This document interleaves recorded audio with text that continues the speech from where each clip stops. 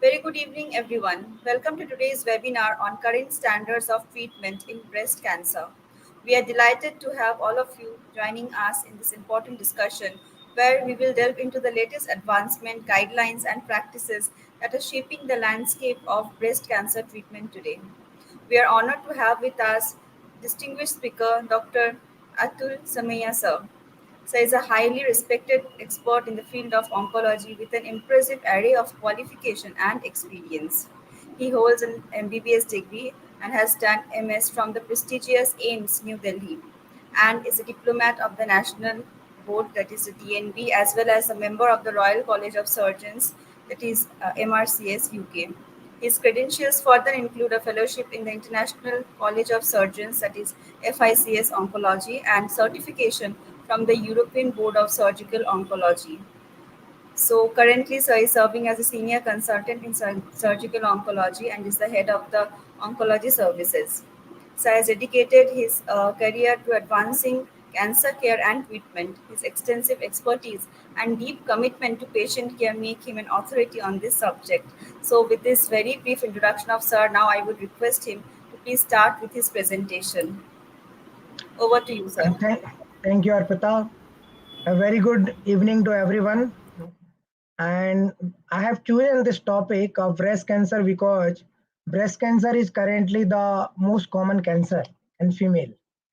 And it is incidence of the breast cancer are rising rapidly.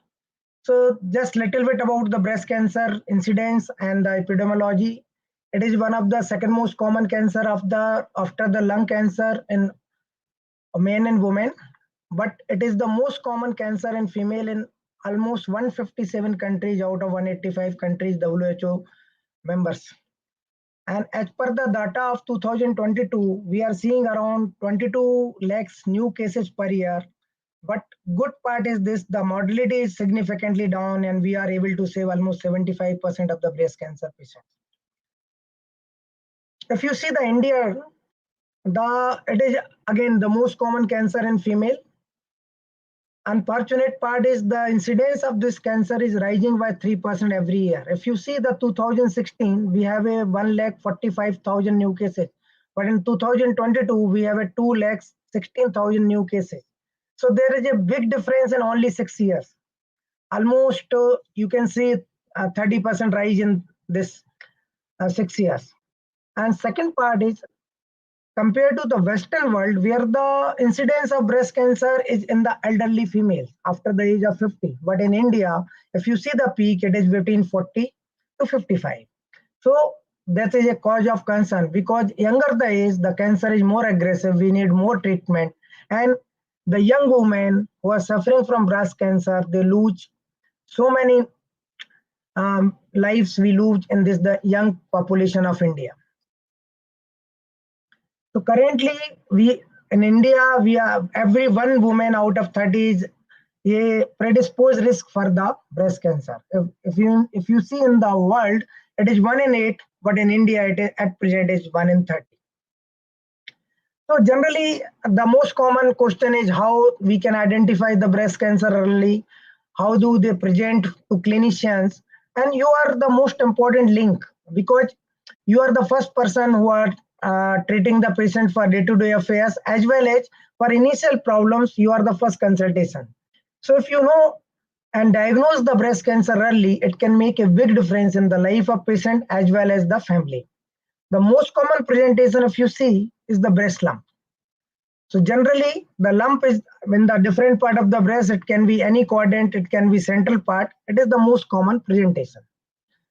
But to keep in mind that 80% lumps are benign. They are not malignant. They are not cancers. So we have to be careful saying any women presenting with breast lump, it is a cancer. No, 80% are the benign lumps. We have to investigate. We have to find out and identify those 20% who have a cancer. The other symptoms of presenting with late, you can see the pudgy orange like a skin. It is a stage 3 cancer. Sometimes there is fungation, ulceration. Some cases there is presentation with the nipple discharge. Nipple discharge generally, if it is a serous color, if it is a whitish color, it is not a cause of concern. But if it is a bloody discharge, reddish discharge. It is a cause of concern, and we have to investigate thoroughly and negate that this patient does not have breast cancer.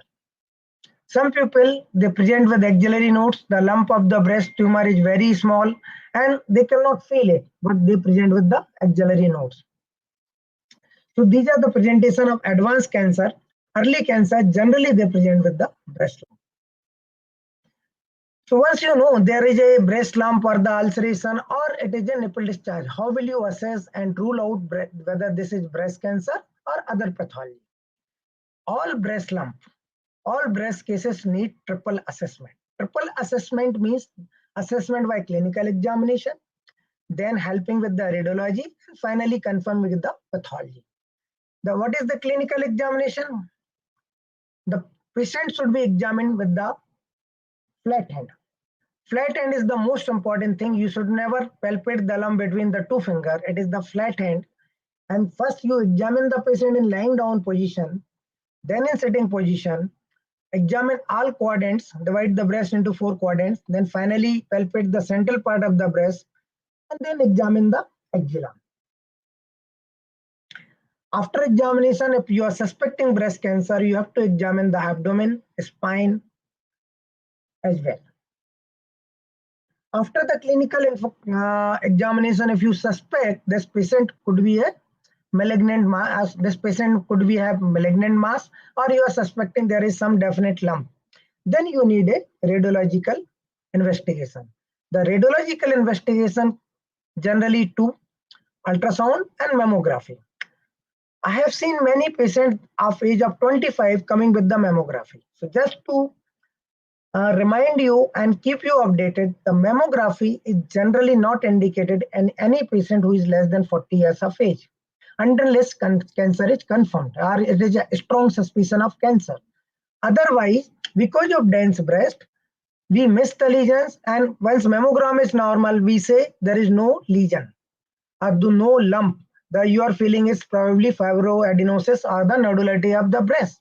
So mammography is always combined with the ultrasound. For women less than 40 years, you go for ultrasound only. More than 40 years, you go for mammography with ultrasound. This is must. And it should be combined with the bilateral mammography and bilateral ultrasound. It should not be only on site of disease. You have to compare. And the 5% of the patient of the breast cancer can have cancer in the other breast. 10% develops, 5% is synchronous, and 5% can develop metachronous. So that is why you need a bilateral mammogram with bilateral sonography. What is mammogram? Mammogram is a machine. Generally, breast is compressed and X-ray is given. And if you can see the lump like this, mass like this and this, and sometimes you see microcalcification like this. And these are highly suspicious. There is no lump, but these are calcification. And you have to biopsy it.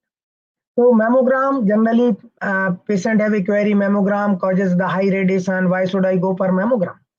Mammogram, the radiation dose is less than the chest X-ray. So mammogram, because it is centrally located, basically it is a modified machine which is causing only the radiation of the breast, which is much less than the X-ray. Once we have done the ultrasound and the mammography, and we suspecting on the imaging as well as on the clinical examination, this is a cancer. Then we have to do further investigation. Or you are not able to rule out the cancer, you have to do further investigation. The most common investigation generally done was the FNAC. But here I want to emphasize, FNAC has very limited role in breast cancer management now. All patients should have to go for the cord needle biopsy. FNAC only in selected patient where biopsy is not feasible, or you want to confirm the axillary lymph node whether reactive or it is the metastatic lymph node. So only from lymph node you have to do a FNAC. Otherwise, all cases should go for core needle biopsy. Core needle biopsy, also known as commonly as two-cut biopsy. So preferably it is done under ultrasound guidance, because many times in the tumor there is a central necrosis and you are taking out the necrotic part or the fluid, and your diagnosis is missed, or we have to take a biopsy again. So preferably it should be done under the ultrasound guidance, and this biopsy provides the accurate diagnosis because it does have very low false negative or false positive report compared to FNAC, where are almost 5% false positive and false negative reports. Apart from this diagnosis, we have to assess the estrogen receptors, progesterone receptor, epidermal growth factor receptor, that is known as HER2/neu, in all these patients of breast cancer. And the management and the treatment is based on this. So an FNAC cannot have these receptor status. We cannot assess the receptor status on FNAC. That is why we need biopsy in all the patients of breast cancer. Incision biopsy is discouraged, discouraged, and discouraged. Excision biopsy only in selected patient where the you cannot do a corneal biopsy, or corneal biopsy is inconclusive and you are still suspecting malignancy. In those cases only excision biopsy or incision biopsy. So once we have a biopsy report, like that is a infiltrating duct carcinoma or mucinous carcinoma, breast, grade 1, 2, 3, whatever is there, ER/PR status, ER hormone positive, PR positive, HER2 negative, and sometimes we get it on the Ki67 marker. So once this report is available, we know it is a cancer, it is this grade. Sometimes people get confused with grade and the stage. Grading is the speed and stage is the how much you have reached. So grade, and then we assess the stage. Once we have confirmed this patient has a cancer, then only we go for the further investigation. What is the further investigation? These are the investigation for the staging. Based on your clinical examination, we have a TNM staging. T stands for tumor, N stands for nodal status, M stands for metastasis. So all cancer have TNM staging. Breast cancer also have T1 tumor. T1 means tumor which is less than 2 centimeter. And like this. Then if this is apart from after this clinical investigation, imaging and biopsy, we have to do ultrasound of abdomen and pelvis in all females. We have to routine blood investigation, KFT, LFT, CBC, then do a chest X-ray. Then comes the question of PET scan, bone scan, CT scan, whether we need to do all these investigation in each and every patient. It is very common for even the clinician asking for PET scan in early breast cancer. Early breast cancer means T1 and T2 lesions. T2 means less than 5 centimeter, 2 to anything which is more than 2 and less than 5 is T2. And node negative or early node positive, N1 single node. These patients are early breast cancer patient, and early breast cancer patient 95% cases they do not have a metastasis until they have some symptoms. So PET scan is not recommended for all breast cancer patient for staging. It is only for the stage 3 cancer patient or locally advanced cancer. I'm coming to this later on. Other thing is, if PET scan is a costly thing, not available sometimes, what you can do, you can go for the CT chest and abdomen and the bone scan. This what I was talking about the TNM staging. T1 less than 2 centimeter, T2 2 to 5 centimeter, T3 more than 5 centimeter of any size, and T4 means involvement of either chest wall, skin, or satellite nodule, ulceration in the breast, what I have shown in the picture. A nodal status is single lymph node, mobile lymph node, or matted lymph node. If the lymph nodes are stick to each other, then it becomes an M2. And M1 is any metastasis other than the locoregional site. It is the metastasis or M1 disease. So metastatic workup is important in all the patients who are locally advanced cancer. So what is locally advanced cancer? All stage 3 cancer are locally advanced cancer. What is stage 3? Any tumor which is T4. But I have shown in the, if you go for the previous slide, this is T4, this is purity orange, this is skin ulceration. So these are the T4 lesions. Or sometimes it is deeply fixed to the chest wall. So then it is T4 lesion. So all T4 lesions or N2 disease, matted nodes, these needs metastatic workup because 25% patient you will find the metastasis in the lung, bone, or liver.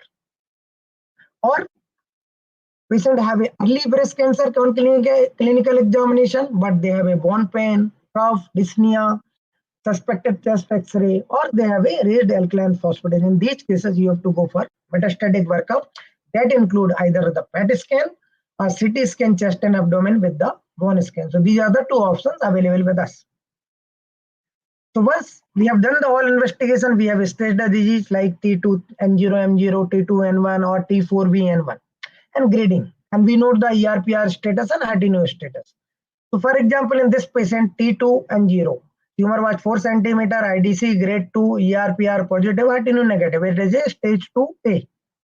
So how will you treat? For treatment of each patient, we need to have a ERPR HER2 status, which I was mentioning on the biopsy. Because ERPR is they are the receptors present on the nuclei of the cells, and they are estrogen. R matlab estrogen receptor, PR is progesterone receptor, and the hormones mediate their actions through these receptors. If both these are positive and HER2 it is a cell membrane receptor, it is absent, then they are called luminal A. If ERPR positive and HER2 also positive, it is luminal V. And if only HER2 positive, it is called the HER2 type. And if all three are negative, it is called triple negative breast cancer or the basal type breast cancer. So the treatment of all these types is also different. And second part, the prognosis is also different for all four types of cancer. That is why luminal classification is a molecular classification is also important in the management of breast cancer. This was not there in the initial stage. Then the treatment. All breast cancer treatment we decide in the tumor board. Tumor board is a multidisciplinary team where we have a radiologist, pathologist, radiation oncologist, medical oncologist, surgical oncologist, radiologist. And all we sit together and we decide the final treatment, what is best for the patient, not what is best for the surgeon or what is best for the hospital. So now comes to the treatment option. We have a 5 treatment option. One is surgery. Second is chemotherapy, all we know. Then the radiotherapy. And some cases hormone therapy, targeted therapy, and immunotherapy. These are the treatment options available with us. Depending on the stage of tumor and the ERPR HER2 status, we decide which treatment option is best for the patient.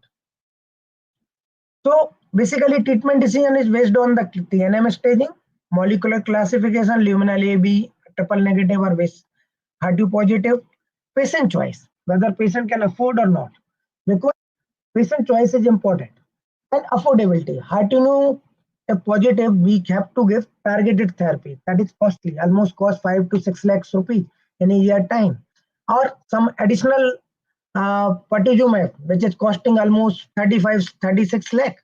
So we have to see the affordability of patient as well, and then what is the facility available with your center.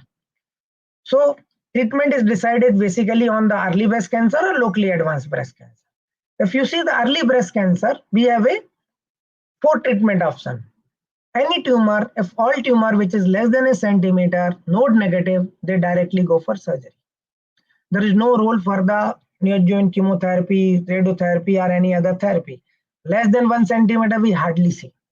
That is, and even in my practice of a corporate setup, we hardly see less than 1 centimeter. Then come to luminal A. Luminal A, even if it is 7-8 centimeter, it means tumor has ERPR positive, HER2 negative, T1 to T3 or T1, T2, N1. So any tumor which is less than 5 centimeter, N0 or N1, they go for the surgery first. Luminal V means HER2 is also positive apart from hormone receptor. In these cases, they go for the surgery. Generally for surgery first, selected patient go for the neoadjuvant chemotherapy with targeted therapy. Especially patient if cannot afford target therapy, surgery is done. If patient can afford target therapy, larger size lesion around 4 centimeter, they go for the neoadjuvant therapy here also. Then HER2 type. So in these cases, neoadjuvant chemotherapy with targeted therapy, trastuzumab, Herceptin. This is given. If patient cannot afford target therapy, again surgery is the first choice. Basal type, all negative, all receptor on the immunohistochemistry, all 3 receptors are negative. Then we have to give neoadjuvant chemotherapy first for all tumor which is more than centimeter. The practice is generally in initial days or when I was doing my residency or training, that time 3 cycles chemotherapy, surgery, and then the remaining chemotherapy, or surgery for early breast cancer and then chemotherapy. Here, first chemotherapy, we complete the chemotherapy and then do the surgery and then radiotherapy if required, or hormone therapy depending on the estrogen receptor status. So the treatment option here is to change from early breast cancer, 5 years down the time, all patients undergo surgery. Here, surgery is only in selected patients of luminal A type. or some luminal B type. Remaining patients are going for chemotherapy first, and we complete the chemotherapy in all the patients before surgery if they are tolerating. If we talk of locally advanced breast cancer, stage 3 is locally advanced breast cancer, whether it is ABC. Generally, most commonly, neoadjuvant chemotherapy is given first. After completion of chemotherapy, we do the surgery. After surgery, all patients they receive post-op radiation for 3 weeks. The surgery most commonly is the modified radical mastectomy in stage 3 cancer. In selected patient, we can do the breast conservation.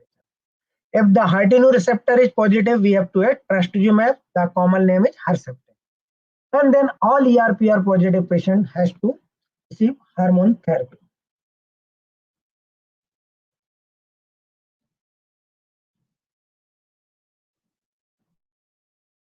It is not moving now.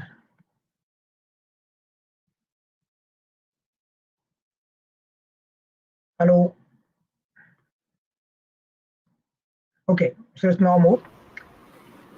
If you see the breast cancers, surgery is the mainstay of treatment for all breast cancer patients. Surgery, why surgery? Even if you don't give any chemotherapy, any radiotherapy, any hormone therapy, in early breast cancer, you can cure 60 to 70% of the patient without any chemo, radiation therapy, hormone therapy. And stage 3 patient, you can treat almost 30% of the cancer patient without chemo, radiotherapy. You can cure with the surgery. That is why surgery is the mainstay of treatment for breast cancer.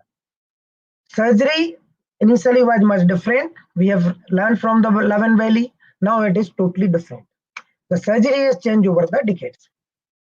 Initially, if you see the historically, they just remove with the cautery, or they have to just cauterizing the some lesions with the carbolic acid, something like that. But the modern surgery started with the Halsted. Halsted, the name, well, we all familiar. We are all read William Halsted in the Levin Valley. He was the one who described the radical mastectomy. And radical mastectomy in 1890, and then somebody said, because even after radical mastectomy, patient were not curing. You are removing everything, but the patient having relapse in the liver, lung, bones. So somebody modified it, and they said extended radical mastectomy. We have to remove supraclavicle lymph node, dental memory, chain lymph node, everything we have to remove, and then implant the radium needles. But despite that, patients were relapsing. But this was a practice in 1890 to 1948. This was a standard practice for radical mastectomy. You have seen, if somebody senior is listening, these ugly scar, poor shoulders, impaired cosmesis, and there is no benefit in survival. So there was a surgeon Petty and Dyson. They have studied, and they say you can do little less. You can preserve pectoralis major, which is a major muscle for the shoulder function. And they have shown if you preserve the pectoralis major, there is no detrimental effect on the survival. So then 1948, the modified radical mastectomy became the standard. Only the minor was removed. But in 1972, Madden and other colleagues, they say even you can preserve the pectoralis minor. There is no harm in removing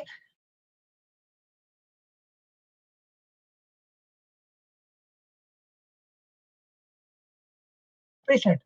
Now the standard is the preservation of pectoralis major and minor muscle. That is a modified radical mastectomy. So if you can see here, this is the pectoralis major muscle, and if you see, this is the pectoralis minor muscle, and this axillary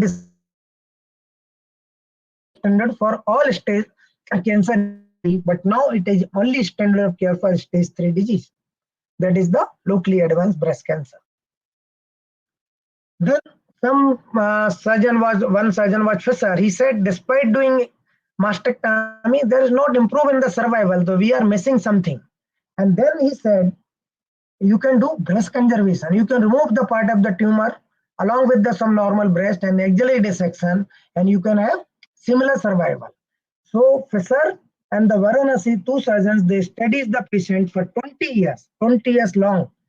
And in one group, they do a mastectomy with the axillary clearance, modified radical mastectomy. In other group, they did a breast conservation and axillary dissection. And they found there is no difference in survival. The both group, the survival was same. The number of patients were living same. So from there, the treatment of practice of mastectomy is changed to breast conservation surgery, that is known as VCT. And these patients, after breast conservation surgery, they receive the radiotherapy to breast. That is must. So you can do less with addition of radiotherapy to breast, and there is no difference in the survival. So the breast conservation surgery become a standard practice for early breast cancer who can afford radiotherapy or the facility for radiotherapy is available.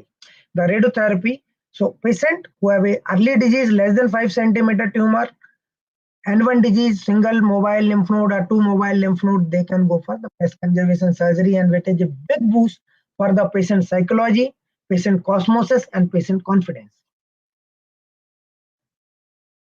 But if because of axillary dissection, patients were still having lymphedema, swelling of the arm, which was sometimes causing secondary infection, and the arm or the upper limb was incapacitating in certain patients. So then we started thinking again, what we can do for this? We have preserved the breast. How can we reduce the morbidity of axillary dissection?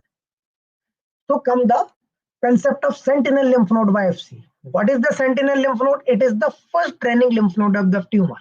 So if you can identify the first lymph node which was draining from tumor, and if it is negative, you can avoid the axillary dissection or any nodal dissection. And if it is positive, then you have to go for the axillary dissection. So like something like give an example, if you have a water tank on 7th floor, if you check on the 6th floor, water is coming, it means water is there in the tank. But you don't have to check each and every level, fifth. But so generally it is the first draining lymph node. We check with the special dye. Dye is known as blue dye, and this is a blue dye. You can see here blue dye and ICG dye. It is a immunofluorescent dye. So these are the two techniques we use for the sentinel lymph node biopsy, because in early breast cancer patient, 80%, 7 to 80%, if there is no involvement of node, and you are doing axillary dissection unnecessary in these patient and giving all the morbidity. So for early breast cancer who are N0, there is no palpable lymph node, there is no ultrasound showing no involved lymph node. You can do a sentinel lymph node biopsy, which is done by injecting a blue dye around the tumor or around the areola. And along with we use two dye, ICG immunofluorescent, ICG immunofluorescent dye, and blue dye can be seen by the naked eye. These are the lymphatics draining from the tumor going into the lymph node. And here you can see a lymphatic, ICG lymphatic, again seen on the fluorescent, and this is a color coding, green color. So this is the lymph node. We take out this lymph node, we dissect this lymph node, we see in the camera with this camera. This is a special camera used to identify ICG, and we dissect this lymph node and send it for fusion section. If this lymph node is negative, no axillary dissection is performed, and patient has absolutely normal arm. And there is a thousands of patients have been studied, and they have shown if you are doing axillary lymph node dissection or sentinel lymph node biopsy, the results are same. The axillary recurrence is same. So now the sentinel lymph node biopsy become a standard of care for the N0 disease of axilla. Then come the patient, even breast conservation, there was a osmosis was bad in many patients. If you see here, the breast was little on higher side, reduced in the size. If you see this mammogram on the right side, you can see the breast is put totally deformed. So in these patients, you are preserving the breast, but the osmosis is not there. So then comes the concept of oncoplasty. So oncoplasty, what is used here, and initially it used to be contraindication of breast conservation, a small size breast. So now with the rotation of the tissues, either from the breast or from the surrounding areas, we can recover the defect or we can reconstruct the defect with very good osmosis. So there are principles of oncoplastic technique. We can do rotation of breast tissue. We can do rotation of breast tissue with skin. We can do perforator flap from the adjacent. So this is basically, if you can see, this is the breast conservation surgery, post radiotherapy, 6 months completed. There is no difference because oncoplasty was done. You can hardly identify the scar. This is the axillary incision for sentinel lymph node biopsy, and this become more or less a surgery. Patient get admitted in the morning, and if everything normal, they can be discharged in the evening. What I was talking about oncoplasty, if you see this much breast has been excised, if I close this primary, there will be depression after some time. To cover this depression or to fill this depression, I am using this flap. This is known as I cap flap from the breast inferior tissue. This flap has been raised on the some perforators. This flap has been transposed and this nipple, areola and the tissue, this is filled, and this is the another patient whom this similar flap was done in the final cosmosis. This is done recently. This is the final cosmosis. So you can see the cosmosis is as good as the other breast. So this oncoplastic concept has come into practice in 21st century. Sometimes the defect is large, we can use the LD flap, mobilize it, and we can fill the defect. Generally now LD flap is less commonly used because local flap works very well. Then the reduction mammoplasty is just a word because some patients have a very large tortuous breast.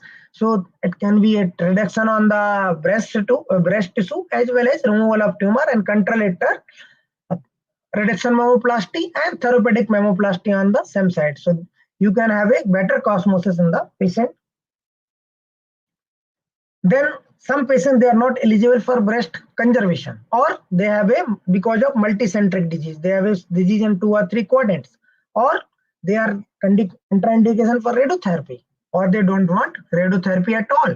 In those patients we can remove the breast and reconstruct with the flap. The frame flap, brain flap, these are the flap from the body and we can give a very good cosmosis to them. This is the patient who have a large phalanx tumor, underwent prosthetic reconstruction, and you can see very good reconstruction after the 6 week time. So these all basically without compromising the disease outcome, we can have a reconstruction, we can have a breast conservation, sentinel lymph node biopsy. So we have a very good options available for all the patients of different tumor sizes, and we can do whatever best possible for the patient. This is another basically process with the tram flap. So flap from the abdomen. There are some common questions asked in the by the general practitioners or some even the specialists. Do all patients require chemotherapy? Yes. If patient have a more than 1 centimeter tumor size, they are node positive and ERPR negative or HER2 positive, they require chemotherapy. So what are the indications for radiotherapy? All patients require radiotherapy after surgery? No. Patient undergoing breast conservation, the radiotherapy is must. All stage 3 breast cancer patients, the radiotherapy is must. If patient have a more than 4 lymph nodes, then radiotherapy is must. Regarding hormone therapy, patients who require hormone therapy, only patients who have estrogen receptor positive on the ISC will require hormone therapy. Rest of the patient, hormone therapy do not have any benefit, only they cause harm. So that is why the different patients are treated differently. This is the individualized treatment of the patient. Then adjuvant therapy. So this I have discussed the all HER2 positive patients, all triple negative breast cancer, basically ERPR, HER2, all negative patients receive chemotherapy. But there are patients who can omit chemotherapy despite having 7 centimeter tumor. Any patients who have a tumor up to T3 tumor node negative or T1, T2 tumor with up to 3 nodes positive only. Basically stage 1, 2, A and B patients. If they are luminal A, it means they have a estrogen receptor positive, progesterone receptor positive, and HER2 receptor negative. We get it done the some prognostic test known as Oncotype DX, Mammoprint, Prosigna can assist. And if they show a low score for recurrence, they do not require any adjuvant chemotherapy. They do not require any chemotherapy, just only hormone therapy for 5 to 10 years, depending on the score. These tests are done basically genetic tests. These are done by the tissue, breast tissue, and they assess the genes. What is the chances of relapse of breast cancer in these patients? If the relapse risk is less than 9-10%, there is no benefit of chemotherapy, and these patients can benefit it by avoiding chemotherapy. So, do all patients require chemotherapy? No. There are a group of patients they can avoid chemotherapy. Chemotherapy, if you talk, generally 4 5 drugs are used: adriamycin, cyclophosphamide, paclitaxel, docetaxel. In some cases, carboplatin. These are the drugs generally given either neoadjuvant, and neoadjuvant means before the definite therapy. Adjuvant means after the definite therapy. So definite therapy in breast cancer is surgery. So neoadjuvant before surgery, adjuvant after surgery. Depending on the stage, depending on the ERPR heterogeneous status, we give 6 cycles to 16 cycles. Basically 6 to 8 cycles, but sometimes we divide the chemotherapy into weekly cycles and give 12 cycles instead of giving 4 cycles. So that is given 4 to 6 month time. And chemotherapy now toxicity is manageable. We have advanced supportive drugs, so nausea, vomiting is not a big problem now.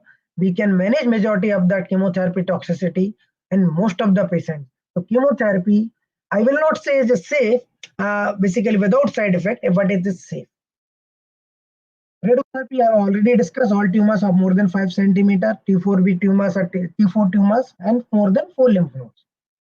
Or if patient have a positive margin after surgery, they require radiotherapy. Generally, previously 50, 25 to 30 settings were given. Now with the advanced technology, IMRT and IGRT, we give 15 settings for the mastectomy patients and 20 settings for the breast conservation patients. This chemotherapy avoided, I have already covered.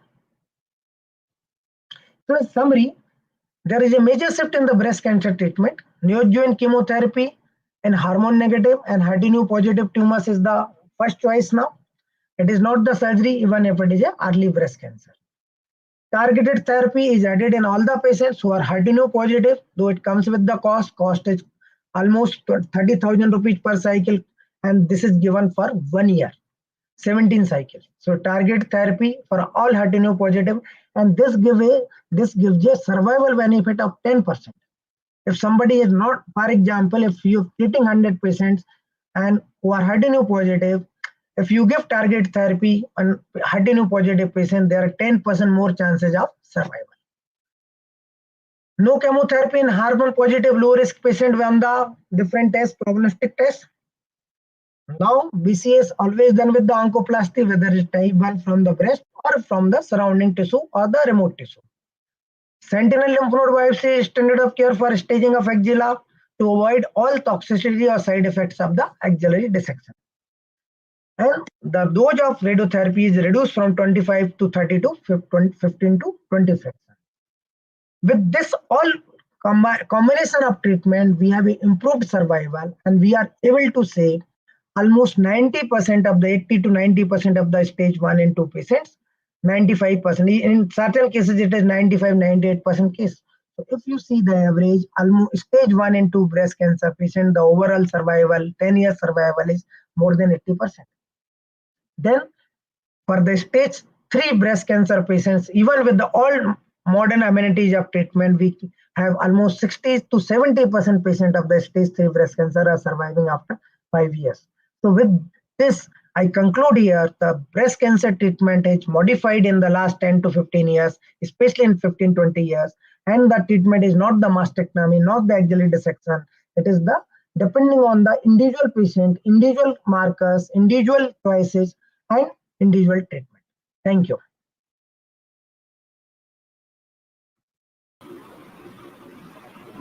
Thank you, sir. Thank you so much for the beautiful presentation. Sir, meanwhile, we have received a few questions from our audiences. Can we take them now? Yeah, you can. Yes. So the first question is the current role of immunotherapy in the treatment of triple negative breast cancer.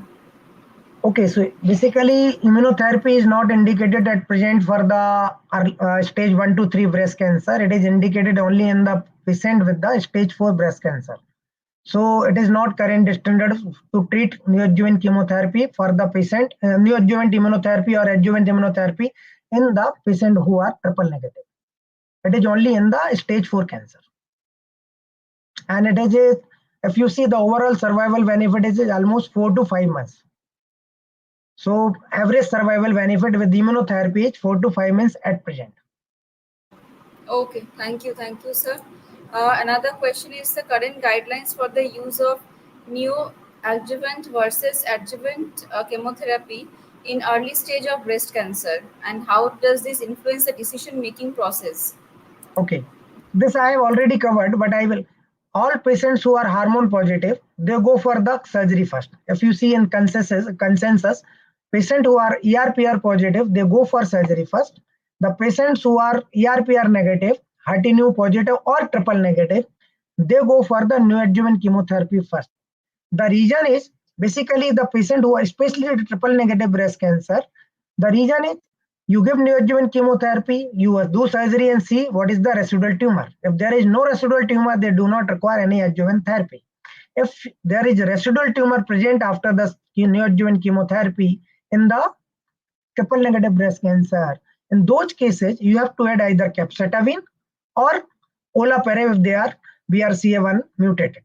So basically, to decide the adjuvant therapy, and this has result in some improved survival in these patients. Thank you, sir. There is one last question. Uh, how do the latest advancement in targeted therapies like PRP inhibitors impact the treatment outcome for patients with BRCA mutated breast cancer? Okay. So basically, BRCA mutation is now done routinely in all patients who are less than 40 years and triple negative breast cancer who are less than 60 years. We do a BRCA mutation done. BRCA basically it is an increased risk for the ovarian cancer, especially BRCA1 have a almost 48% chances of developing ovarian cancer, and BRCA2 has almost 25%, 15 to 25% chance of developing ovarian cancer. Or there is a risk of developing opposite side cancer is much more in BRCA mutated patients. So BRCA mutation is done, and then there is a role of PARP inhibitor in triple negative breast cancer. Like I mentioned earlier, if after the neoadjuvant chemotherapy, the patient has a residual tumor and if they can afford the PARP inhibitor, then PARP inhibitor is given for 1 year in BRCA mutated patient of the breast cancer. But it is not for all cancer. And it is for the basically only BRCA mutated patient PARP inhibitors, not for all patients. Okay, And sir. there is Thank a you. one, okay, then in Yeah, please hormone positive, continue. there is CDK4 and 6 inhibitor, palbociclib, ribociclib, they are added for the hormone positive high risk patient or metastatic cancer. Right, sir. Thank you, sir. Thank you so much for answering all the questions, and thank you so much for such an informative session. So, and I would Thank also you. like to thank all the audiences for joining in and putting up their questions. Thank you so much, sir. Thank you so much once again for giving Thank us you. your precious and valuable time. Thank you. Thank Thank you, you. sir.